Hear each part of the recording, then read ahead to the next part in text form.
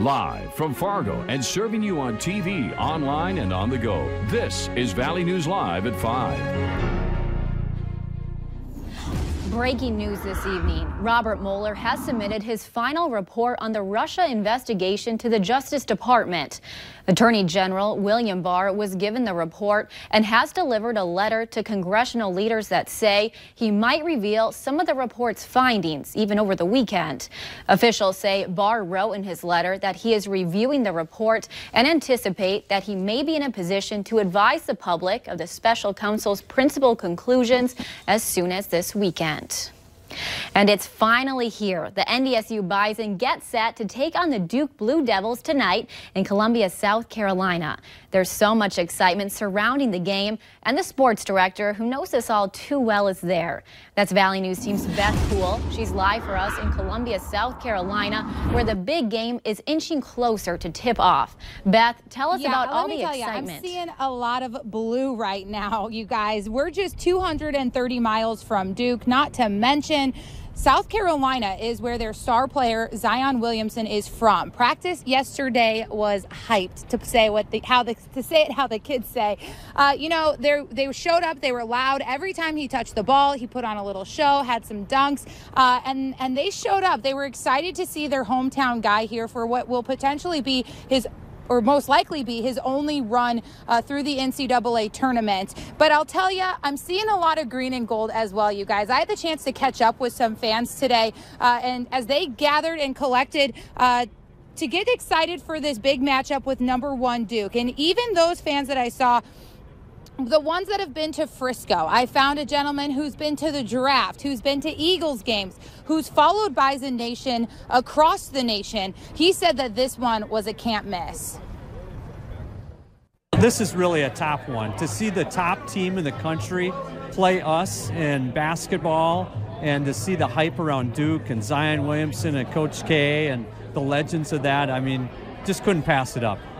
You know, you guys, spirits were high today, and so were the numbers. For a first round full of Southern teams, the Bison showing up today looking to make a good impression on the national stage, just like the Bison basketball team is looking to show up as well. It should be an exciting one. The teams are here. They have just arrived. They're getting ready for tip-off tonight again. That'll be a 6:10 tip there in Central Standard Time. We'll keep you posted throughout the rest of the night. Reporting live in South Carolina, Beth Poole, Valley News Live. All right, thanks, Beth, for that live report. And as we said, it's the night Bison fans have been waiting for. NDSU is about to go head-to-head with Duke as we kick off March Madness here in Fargo. Valley News Team's Rose Itzkovitz joins us live at the turf, where fans are rooting from the team from afar. Rose, I can only imagine the energy you must be feeling in that room right now. Yeah, Melanie, it is super loud in here already, and it's not so full yet because the game doesn't start for about another hour. But as Justin tells me, he's kind of a lifelong NDSU fan here, and he says that people kind of have their superstitions, right, where they might not be watching from here, but more people will be coming. Is that right? Yeah, you would think so, just knowing all the college kids coming over from across the street. Class is just getting done, work just getting done at 5. You pop over, you see your buddies, and you get saddled in to watch some NCAA basketball, and you couldn't ask for a bigger opportunity, the Bison against Duke. Yeah, let's talk about this a little bit, because I know that you're a lifelong fan. You're from North Dakota. You've graduated in 06, right? How long have you been waiting for a game like this, a March Madness like this? You know, it's amazing. This is the 4th appearance by the Bison in the big dance, but when you think of those big names in college athletics and just sports across,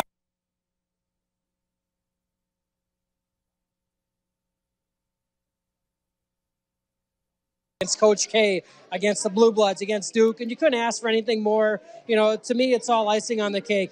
It's a great opportunity, and just knowing our guys, knowing the Bison, knowing North Dakota, we're going to come out and give them everything we got.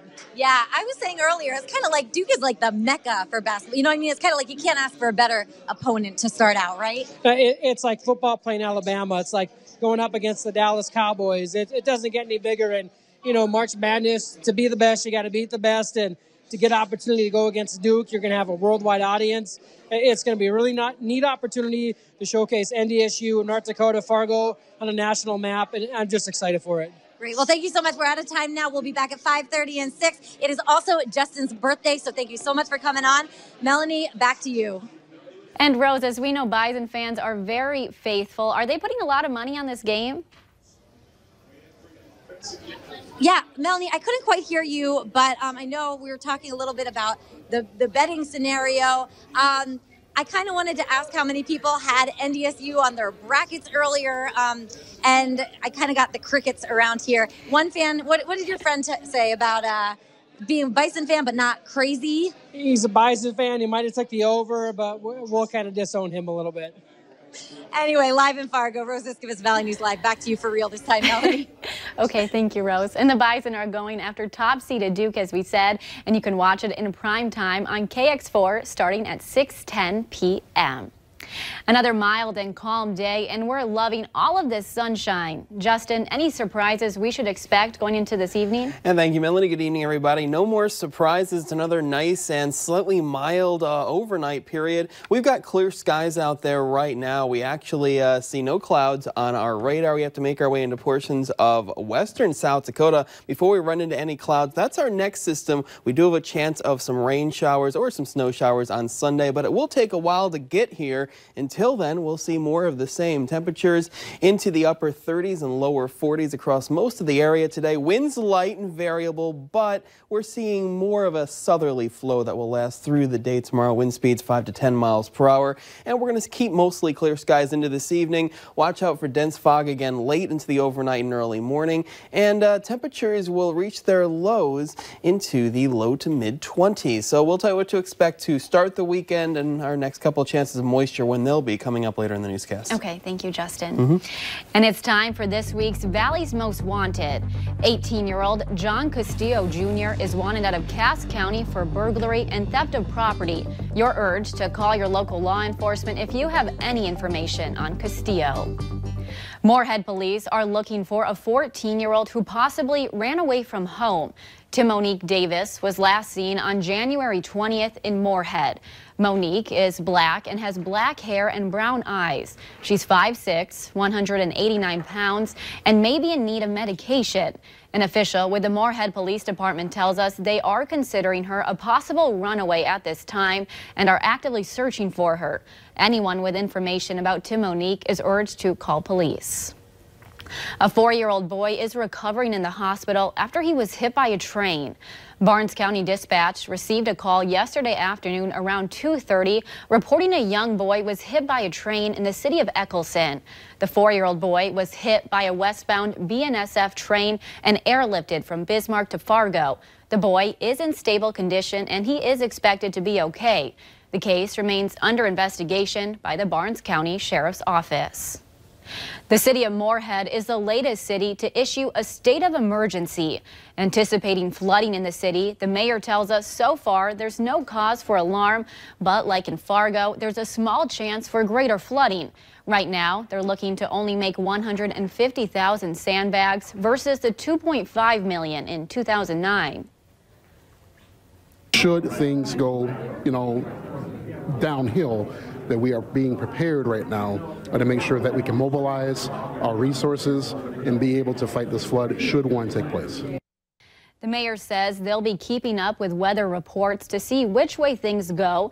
They'll announce plans asking for volunteers to make the sandbags on Monday.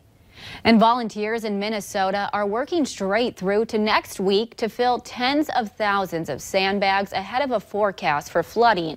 Volunteers in Stillwater shoveled sand into thousands of bags and tied them up. They're responding to the National Weather Service, which is calling for a potential for the St. Croix River to breach its banks.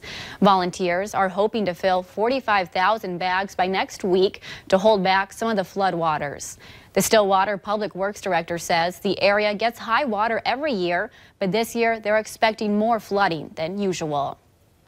And one state that is experiencing devastating flooding right now is Nebraska. If you want to help those impacted by the flooding, today is your chance to do it. Valley News Live is teaming up with our Gray sister stations throughout the state in partnership with the Nebraska Broadcasters Association and Red Cross, who's holding a drive for flood relief efforts. Phone bank volunteers will take donations until 11 tonight. The number to call is 1-844-278-8555. You can find more information by visiting valleynewslive.com and clicking on this story. Families living at the Air Force Base in Grand Forks say they enjoy living on base because it's easy and clean. This follows a scathing report that was done about living conditions on bases across the country. The report shows mold and moisture issues causing health concerns to some military families. Valley News Team's Maddie Gelseth took a tour of some homes on the Air Force Base in Grand Forks, and she shows us how our airmen and women are living. No problem. Elijah Tiggs is a senior airman who's lived on the Grand Forks Air Force Base for over 3 years. He says he enjoys living on base because he's able to have pets. It's simplified and easy. I've enjoyed living here. It has made it feel like a home. It's well put together and it's a good community. He says living on base lets him and other airmen focus on their mission. They have everything taken care of. You can feel like your family is comfortable and cared for, and they can continue to do the mission. Tiggs says if there's ever an issue at his apartment, it gets fixed in a timely manner. The housing department, the office, has always been courteous and responsive and tentative to any problems, whether that be heating, the ground maintenance, anything concerning the house. They've been there for us. The housing manager for the base says most people think these homes are some of the best they've seen in the Air Force. And our houses were built ranging from 97 to 2006.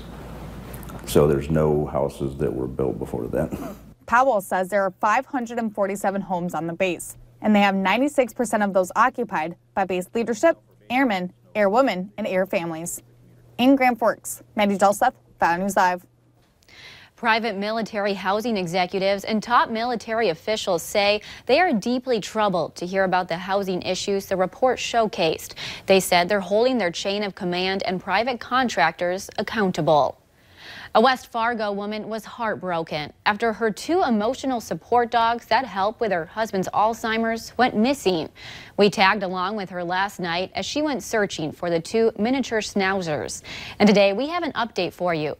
The dogs were found safely by police late last night, just a couple blocks from her home. The president